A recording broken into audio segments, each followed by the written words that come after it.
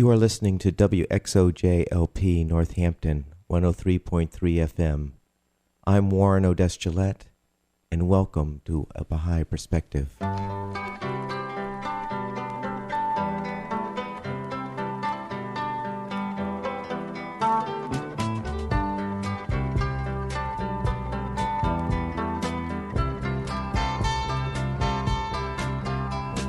A Baha'i Perspective is a radio program that examines contemporary issues based on the principles of the Baha'i Faith. If you want information on the Baha'i Faith specifically, you can go to the website www.baha'i.org, that's BAHAI.org, or you can call the toll-free number 1-800-22-UNITE. A dear friend of the Baha'i community, Nathan Rutstein, passed away 2 hours after sunset on May 22, 2006. We will miss him dearly. In honor of our brother who has moved on to the next world, I am replaying an interview that I recorded with Nat on September 11th, 2005. Nathan Rutstein was an author of some 20 books, taught at the University of Massachusetts in Amherst and at Springfield Technical Community College. And before that, he was the international news editor for NBC during the Huntley-Brinkley era. I started the interview by asking Nat where he grew up. And what was it like growing up there? I was born and spent the first 15 years in the South Bronx. Pretty tough neighborhood. Sort of a Jewish ghetto. Okay. There were about 4 synagogues, 3 Ashkenazi, 1 Sephardic. And I remember my father telling me, "I'll break your jaw if you ever step foot in a Sephardic synagogue." Mm-hmm. A lot of people aren't aware that there's some animosity between those 2 major divisions of Judaism. Sephardic and which? Ashkenazi. Okay. And the Ashkenazis were really, many of them, converts to Judaism. They were from Central and Western Europe, Eastern Europe. Well, the Sephardics stem from the seed of Abraham and Jacob, and they lived around the rim of the Mediterranean, in North Africa, the Middle East, Greece, Italy, Spain, Portugal, Turkey, And they tend to be darker people with olive complexion and dark eyes, whereas the Ashkenazis tend to be lighter. And they speak, their lingua franca is Yiddish. Okay. Which is a sort of a fractured German and Slavic language. And the lingua franca of the Sephardics is Ladino, which is a fractured form of Spanish. Okay. And when they write it, they use Hebrew alphabet. Oh, wow. Okay. And so you grew up there through elementary school, junior high, high school? Not high school. My father was a plumber, and he was doing fairly well, so he moved to Mount Vernon, New York, which is in Westchester County, a suburb of New York City. And I went to high school there. Okay. Yeah. And what was it like there versus being in the Bronx? Well, there were trees, and there was grass, and we really moved into America. How's that? In the ghetto where I lived, Thanksgiving was considered a Christian holiday. Ah, okay. And we had no interaction with Christians whatsoever. And frankly, we were very prejudiced toward Christians, because we knew we were considered Christ killers and been persecuted for so many decades, generations, centuries. And so I had absolutely no interest in Christianity, and I viewed them as Christians as my enemies. So you had no Christian friends during high school? No. Well, not even in Mount Vernon. I didn't have any Christian friends. No. So you were in a predominantly Jewish environment in Mount Vernon? No, it was mixed, but we sought out the Jews. Okay. Now, you went to college after high school? Yes. First, I went to University of Alabama. I was an athlete. Okay. What was your sport? Baseball. I played basketball and football. But baseball was my major sport. I dreamt of being the center fielder for the New York Yankees. Oh, wow. But there was a fellow by the name of Joe DiMaggio who was around at that time, and I knew it was impossible to replace him. But the experience at Alabama was tragic. How's that? It was in 1948. At that time, racial segregation was in full swing. Mm-hmm. And blacks had to move through the back door of a restaurant, Mm-hmm. or even a house owned by a white person. Mm-hmm. And we were put into a fraternity, and we never saw the black people. They just prepared the food or made the beds and that sort of thing. Mm-hmm. And then at night, the chain gang would come out and clean the streets of Tuscaloosa. Wow. And most of the members of the chain gang were blacks. Mm-hmm. It was culture shock. Mm-hmm. And I had a good friend by the name of Don Keats, who also was from the New York City area, actually Long Island. And he was a very good basketball player. And we started looking for other schools. Because of this situation? Yes. And we ended up in, of all places, a small liberal arts college, which calls itself a university, Mm-hmm. DePaul University in Greencastle, Indiana, Okay. which is a Methodist school. How long were you in Alabama? Just one semester. Okay. And then the next semester I was at DePaul. Mm-hmm. And that was amazing how I ended up, I had never even heard of the university before, but they were interested in both Don Keats and myself, and we went there. And it's there that I heard about the Baha'i faith. So this young man who had never been west of the Hudson River ends up in Indiana. Mm-hmm. I played baseball, little basketball, but in the second semester of my sophomore year, I discovered knowledge and became an education junkie and became interested in theater. How did it just so happen that you became interested in knowledge? I mean, how did that happen? I took some courses that I found extremely interesting. Oh, okay. And then I had a professor who noticed my writing ability and inspired me and encouraged me. And I started writing poetry and also short stories, which appeared in the university magazine. And then I have a way of doing foreign accents and mimicking and that sort of thing. And a leading theater director, saw me doing this in the lounge of the dormitory we were staying in. He asked me to take the lead in a Carlo Menotti opera, The Medium, and played a Toby, who was a deaf mute, you know. And there was a lot of pantomime I had to do, you know. So, and I guess I did very well because I did several other plays, you know. So you did accents. Why don't you demonstrate for me what you mean by doing some accents? Well, like Russian. Я здраюсь, Ястреболовни, Ястреб, Симферополь, Sevastopol, Kharkov, Ясблони, Я хочу кушать. Now, does that mean anything? Я хочу кушать means I want to eat. Okay. I know a few little phrases that my grandmother on my mother's side taught me. They're survival phrases like Я хочу кушать means I want to eat. Я хочу спать, I want to sleep. Я хочу воды, I want water. Okay. You know. So you just sort of like put them together? Or Yeah. yeah. Give me another example. In French. Je ne mange pas si tu ne pas Paris. Que je ne mange pas si tu So if somebody who spoke French was listening to you, would cringe. Now, when did you discover this talent? I even as a little kid, I had an ear for different languages. But I mean, for foreign languages. Recess? How about foreign languages? Well, I took Latin and Spanish. Oh, Latin. Oh, that must have been. Was that easy for you?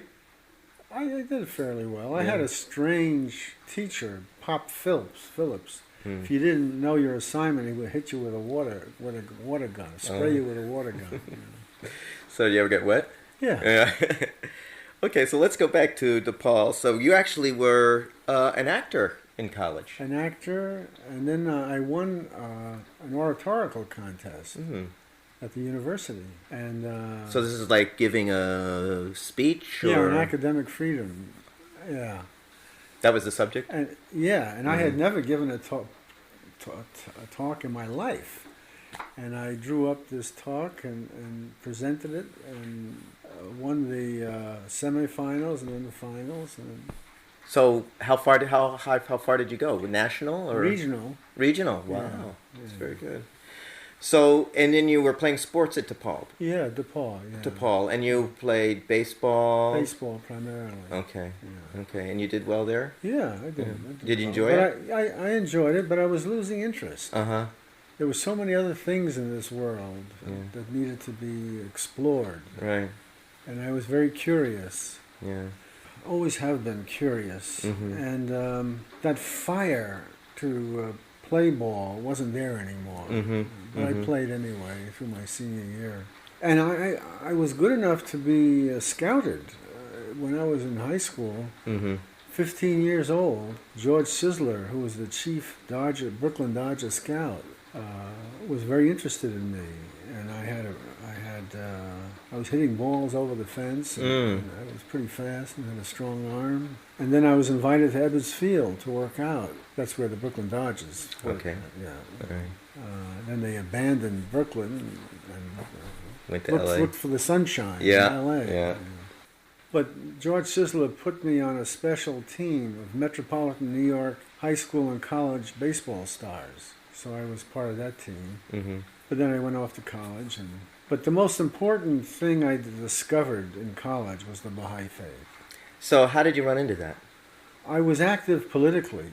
Okay. And at the time, I was supporting Adlai Stevenson, who was running against General Eisenhower in 1952. And our campus was predominantly Republican. So it was an uphill battle. And at the night of the election returns, I was in a student union listening to the radio and awfully dejected because Eisenhower was clobbering Stevenson. And I liked Stevenson because he was a one-worlder. You know. And that was sort of your outlook at that point? That's right. It just made sense to me to think that there's really one humanity and one world, and there should be one country governing this one humanity. And he was sort of that stripe. Yes, he was. And I was impressed with that. And so I was awfully sad. And there were two young men. One was an African American, about 6'4", thin as a rail, and a short, skinny white guy from Chicago, of Protestant background. They were both Baha'is, and they noticed that I was sad. So they came up to me and asked me what was wrong. And they allowed me to vent, and they just listened with their hearts as well as their ears. And they didn't try to dissuade me in any way or give me advice. They just listened. And I never come across any human beings that would listen that way. And I was extremely impressed. And I sought them out on campus. Oh, okay. And my athletic friends thought I was crazy because these guys were nerdish. And I would ask them questions, and eventually they told me that they were Baha'is. And Baha'is don't proselytize. You know, they don't push their faith on people. And they wouldn't do that to me. But I was curious, and I asked all sorts of questions. And then there were some other Baha'is on that campus. And they would get together at times and have gatherings, and I would go all the time. You know, turn down other invitations to go there. And I noticed that the blacks and whites, and even though DePaul University was a Methodist university, they had a ruling that they would allow only 4 black males enter the school each year and no black females. What was the thing about the black females? I don't know. This was a restriction that they had. And what year was this? And the blacks weren't allowed to join fraternities or really mix with the white folks. And this was from 1949 to 1953. Okay. But the Baha'is, the blacks and whites, mixed. And I sensed that they really liked each other. And they transcended skin color. and saw each other as their brother and sister. And I was impressed with that. When I graduated, I went back to New York. I looked up the Baha'is in Mount Vernon. Then I was drafted in the Army. It was near the end of the Korean War. And while at Fort Dix taking basic training, I'd come home on weekends. And Les said, let's go to this Baha'i fireside in Teaneck, New Jersey. I said, fine. So we went to Teaneck, New Jersey, and knocked on the door. And this young lady that I had noticed in the New York City Baha'i Center. And we went to the fireside, and I think she was attracted to me because she volunteered to drive us to the bridge. And so I started dating her, and Carol, my wife today, she at the time was with Fred Waring. She toured the country with him, and when I was sent to Okinawa, I corresponded with her. And I became a Baha'i in Okinawa, by the way. Oh, really? Yeah. And now, why there? because I felt I should declare myself. I believed in all the principles, and I believed that Baha'u'llah was who he claimed to be, the Christ for this day. So it sort of dawned on you at that time in Okinawa that you had to make this decision. That's right. Yeah. That's right. And when I came back to be discharged, I was in Fort Ord, California, and I was in the orderly room, and I knew Carol was that Fred Waring was going to be on GE Special, which was hosted by Ronald Reagan. This is on TV. And I was sitting watching the TV, and Carol comes out with this fellow, and they're doing a love duet. And I stood up and I said, I'm going to marry that woman. Everyone thought I was crazy, you know. So shortly after I was discharged from the Army, we were married. And so you came back? We got married, and we headed out for Colorado, but never got there. Ran out of gas in Tulsa, Oklahoma. Okay. And the first job I had was at a haberdashery store selling socks. And then I got a job working for a radio station as a one-man news room. So you produced and actually read out the news. Yeah. Yes. And then I got a job with an advertising agency and writing ads and jingles and that sort of thing. And then some jingle creator for radio stations came through, and he developed a liking for me and invited me to come to Minneapolis, where his central headquarters was located, to write jingles. So were you a musician? I wasn't. This is very strange. So we went up there, and I only lasted a couple of weeks at this job, It was ridiculous. I got a job at WCCO TV, which was the leading television station, basic CBS affiliate, that produced people like Tom Pettit and Bob Schaefer and Eric Severide and people of that nature. And I got a job as a reporter. I had some experience with some journalism in Tulsa because I did some freelance work for the Tulsa Daily World, did feature articles for them, and also a column for the Oklahoma Eagle, which was an African-American weekly newspaper based in Oklahoma City. And I was fairly successful there as a reporter, and I had delusions of grandeur because I thought I was ready for the CBS News Network, And another thing that really drove me to leave Minnesota was a story that I had unearthed, that the head of the Teamsters in the Twin Cities area was in cahoots with a former FBI agent who owned an insurance company, and they were up to some fraudulent practices, and I found people following me. I knew I was a target, and I had a child and a wife, of course, and I decided that was one of the motivating motives of why I left the Twin Cities. Also, the idea that I thought that I could probably make it on CBS News. Well, I never made it with CBS News. And I came home, and came home being? We went to Mount Vernon right away. I was staying with my parents. I got a job with a newspaper in Westchester County, and then I got a job in Philadelphia through a friend of mine, Bill Sears. Okay. Who had worked in Philadelphia at one time as a Philadelphia Eagles football announcer, and also developed a Pulitzer Prize-winning children's show in the park. This is Bill Sears. Bill Sears. And he was very well known in Philadelphia. And he said, I'll try and get you a job. And he knew the news director, the NBC, owned and operated station in Philadelphia, WRCV. And I interviewed with the news director, and a couple of weeks later, he calls me up and offers me the job. Mm. So we moved to Philadelphia and spent 3 years there. All this while, I was very involved with the Baha'i faith. Mm-hmm. And then I got an offer to work in New York City as a news producer for the 11th hour news on Channel 5 in New York City. We're going to take a break and then come back and talk more with Mr. Rutstein about his experience at NBC News and how he ended up in Amherst. You're listening to WXOJ-LP Northampton, 103.3 FM, and this is A Baha'i Perspective.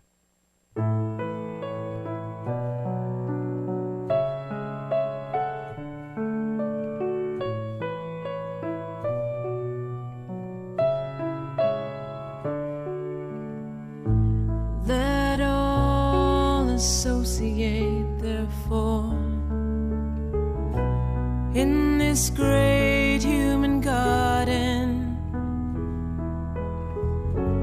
even as flowers grow and blend together side by side.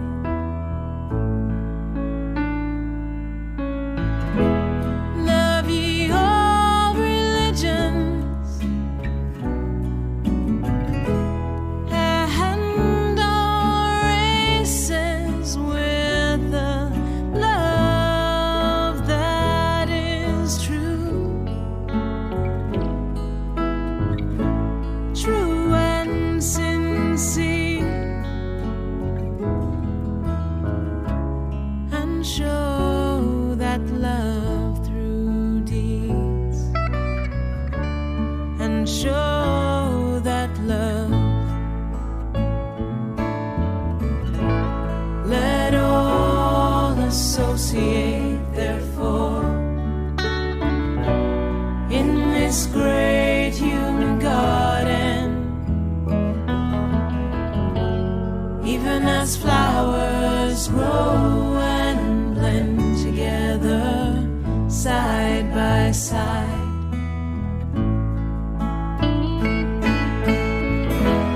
The tongue of grandeur hath however in the day of his manifestation proclaimed it is not his to boast who loveth his country, but it is his who loveth the world.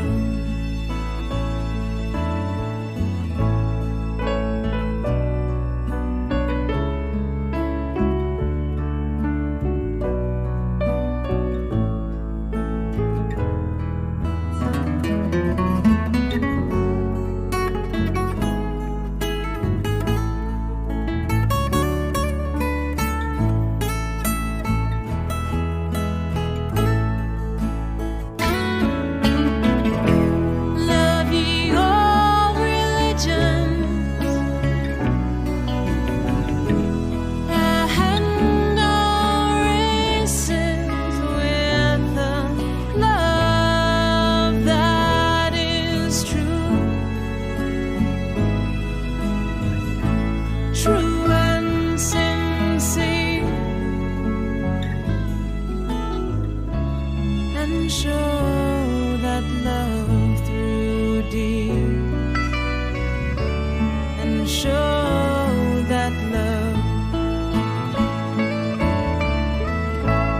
Let all associate, therefore, in this great human garden, even as flowers grow and blend together side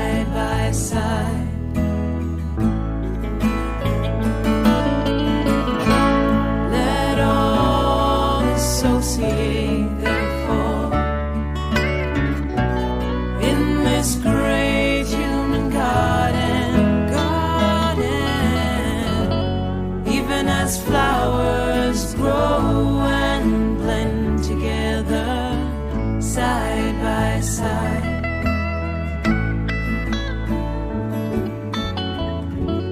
Even as flowers grow and blend together, side by side by side.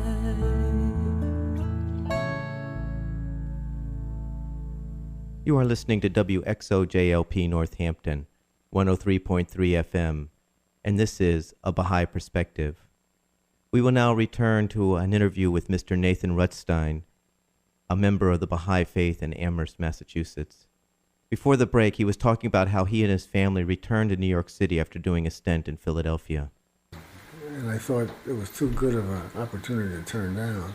So I went there, spent a year there, and then was recruited by ABC News to be their foreign assignment editor. And I was there when Peter Jennings started, Okay. What year was that about? 1962, I think, or 61, something like that. Mm-hmm. Then from there I went to NBC News. This is when Huntley-Brinkley was number one, and it was a wonderful experience because I'd never met professionals who had so much integrity. Jed Huntley and David Brinkley. Not only them, but everyone, most of the other people that I worked with, the news staff, and I really enjoyed that experience at NBC. And then something very strange happened.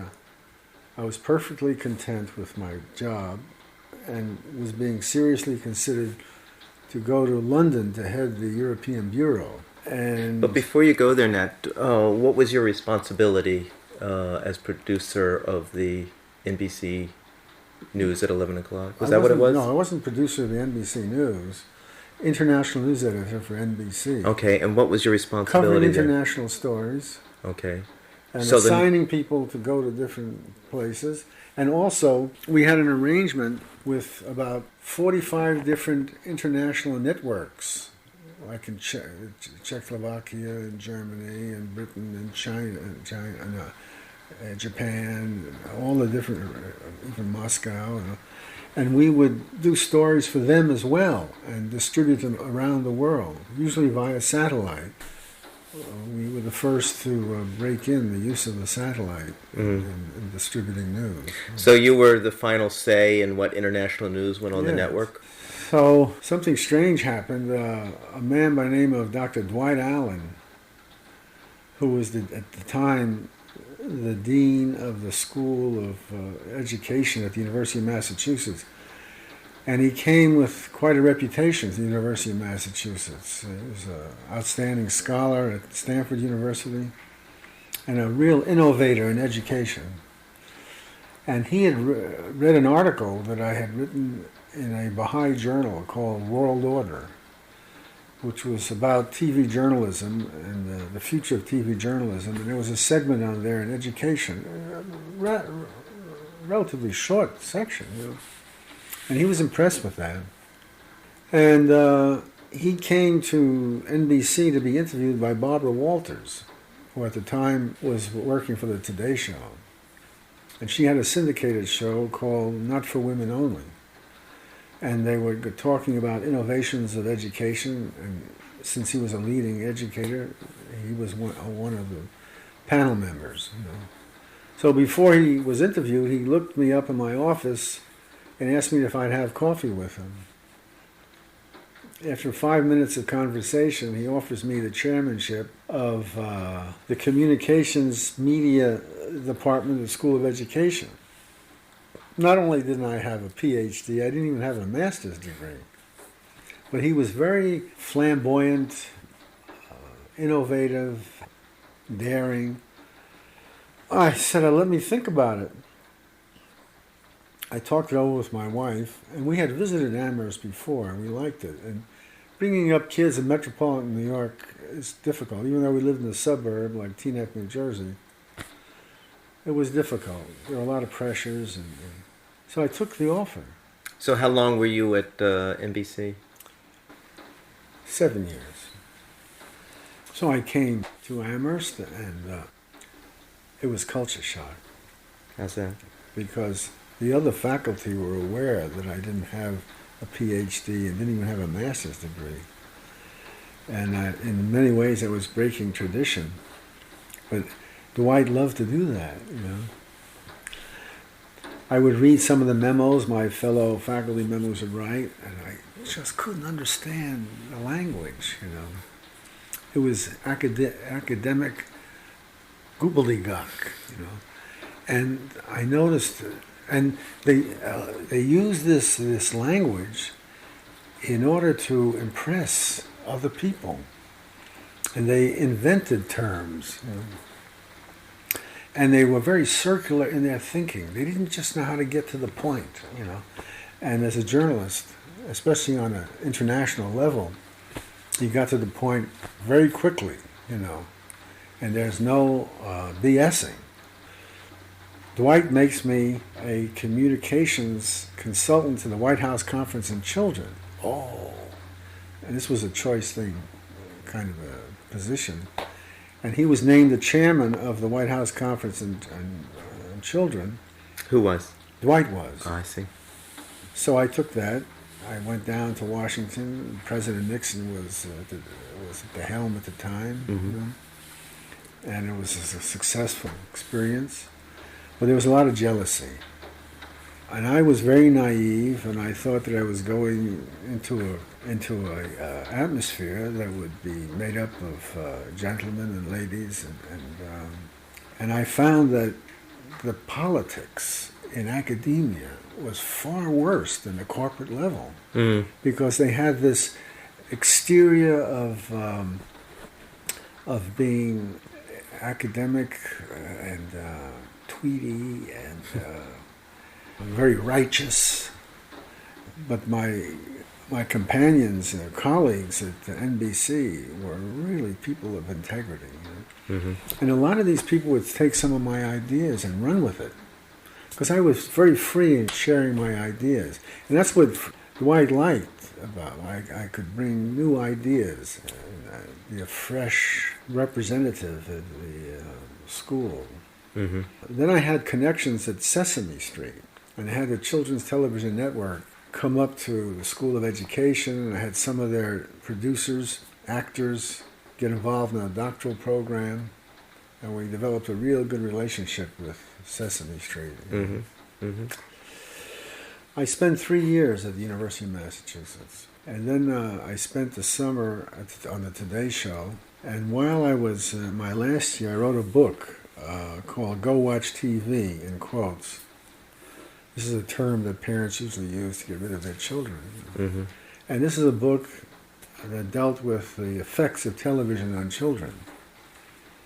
And it did quite well, and I liked writing books, and I decided this is what I'm going to start doing, seriously. You know? Mm-hmm. So this was about what year? 73. Mm-hmm. The book came out in 74. Mm-hmm. Sheed and Ward was the publisher. They were using it at Harvard at the School of Education there, mm-hmm. as recommended reading. Mm-hmm. I left the School of Education. Politics was just too much. Mm-hmm. You know, it was just terrible. I ended up, after a while, I went down to New York to do the Today Show. I was contacted by STCC. Springfield Community Technical College. Yes, they wanted to start a telecommunications department, and they offered me a very good arrangement. Mm-hmm.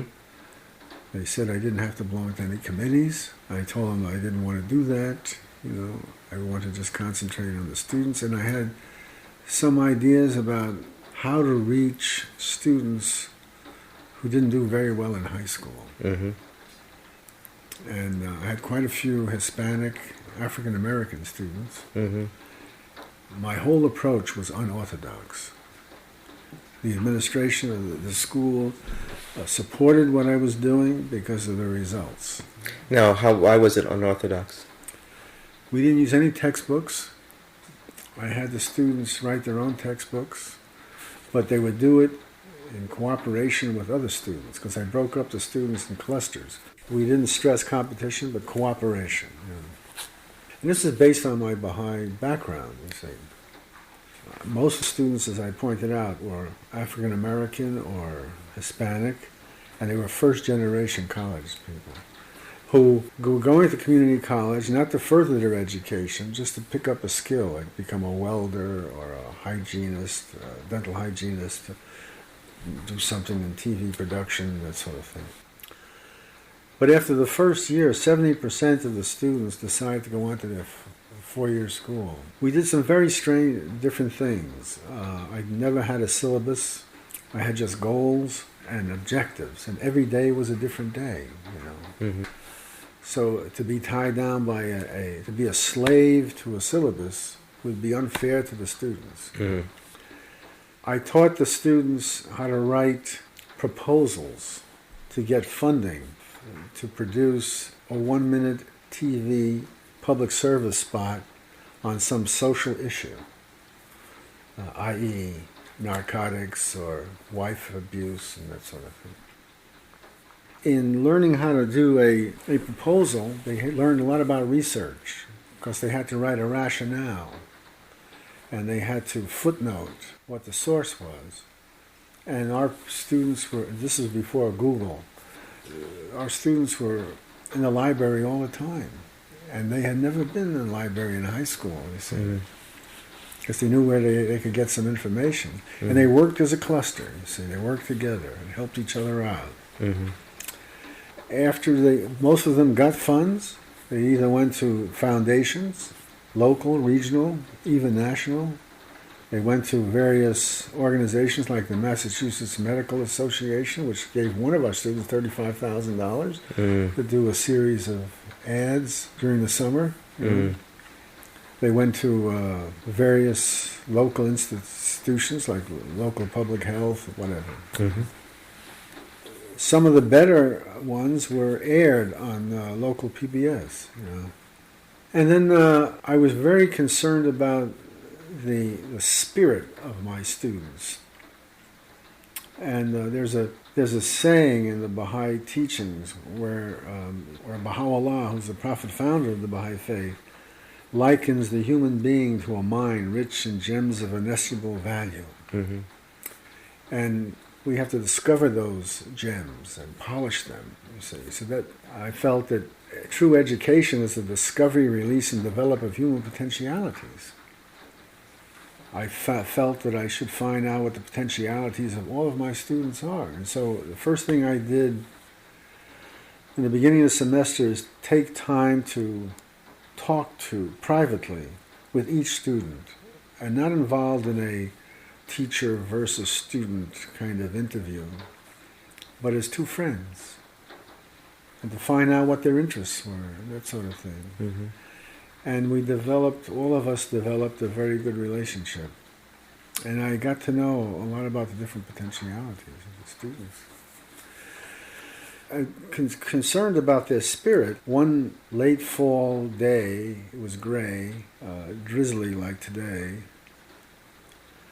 the students, who ranged between ages of 18 and 60, male and female, were in a very gloomy attitude. I could see it on their faces. I felt that I had to cheer them up. So I remembered the song that I created for my 3-year-old daughter at the time. It came from an old Davy Crockett theme song, and I gave it a British twist. And I stood up and I sang it before them. Davy, Davy Crockett, Regis of the woolly frontier, Ia, Ia, Ia. Needed to get the vibrato in there. I said. The older students loved it. The younger students were in shock. Well, I immediately went to the board and wrote out phonetically the lyrics and said, everyone rise. And everyone rose and we sang the song. That became our class song. And got everyone in the proper groove to learn. And every class we started, was started with this song. In fact, the classes down the hall waited to hear this song. They were inspired as well. This became an official part of the graduation ceremony. Before our seniors would stand up and sing, "Diving, diving, crotchet, Regis of the woolly frontier, yeah, yeah, yeah," and everyone would cheer, you know. So it was doing things like that. And there were many other things that we did that were very different. And when I left in 1992, over 90% of the students were going on to four-year schools and beyond. And this summer, the class of 1985 called me up and said, "We're having a reunion. Please come." And one of the first things they did, they all stood up and sang the song. We had a very bright student who got a partial scholarship to Emerson College in Boston, a very fine communications college. And she was working nights to earn some extra funds, and she suffered a fatal cerebral hemorrhage. And all of her classmates, most of her classmates, came to the funeral service in the church. And the minister was talking primarily about the resurrection of Jesus Christ. And the students were upset. So they went out in the back, stood up, and sang in unison, "Diving, diving, crotchet, Regis of the woolly frontier, yeah, yeah." And this was their send-off for their beloved classmate. Oh my gosh. Wow. So I left in 1992. And why? Well, in the late 1980s, I became deeply involved in a project to eliminate racism. It was a group of Baha'is that started this thing called the Institutes for the Healing of Racism. And it was started down in Houston, Texas, and they asked me to come, and I helped to found it, you know. And the demand for my services were so great that I decided to retire early at the age of 62 and devote most of my time to furthering the cause of the Institute for the Healing of Racism. We had our ups and downs, but today our Institute for the Healing of Racism functions under an umbrella organization called the National Resource Center for the Healing of Racism, which is based in Albion, Michigan, and heavily funded by the Kellogg Foundation. They just gave us $700,000. And they had made me a Kellogg Fellow on racism. And so I started writing a lot of books on racism. The first one was To Be One, A Battle Against Racism, which was essentially a autobiographical account of how I discovered my own feelings of superiority toward people of other skin color and what a battle I went through. And then I wrote a book called Healing Racism in America, a prescription for the disease. This book has been reprinted 14 times. This came out in 1993, and it's still in print and being used, in different places. And then I wrote a book called Racism, Unraveling the Fear, which is a pretty hard-hitting book. Why do you say that? Well, because I tell the true story of how racism became powerful part of the culture of America. Some people who are apologists for our governments dealing with American Indians and African Americans and Hispanics felt that it wasn't right, and it was disparaging people like Benjamin Franklin and Thomas Jefferson and Madison and some other founding fathers, But I was concerned with the truth. And it's not that they were bad people, it's just that when it came to race, they had a white supremacist attitude. And they even wrote about it and talked about it. You know, even Abraham Lincoln, for a while, you see, when he was young, and even as a congressman, and in the early stages of his presidency, had white supremacist sentiment. You know. It was Frederick Douglass that freed him of this. You know. Oh, really? Oh, yeah. And Lincoln called Frederick Douglass his 16th unofficial president. Frederick Douglass was a great man. He was a slave, you know. And he learned how to read and write with the help of some white folks. He was a true abolitionist. There were a lot of phony abolitionists who were against the institution of slavery, but who were white supremacists at heart, you know. I mean, even the Quakers were involved in racism, even though they were actively involved in the Underground Railroad. In their church meeting places, they would set aside a special place for the blacks. They wouldn't allow the blacks and whites to mingle, you see. Just goes to show you how powerful the culture is in ingraining racism. Yes. Yeah. Yeah.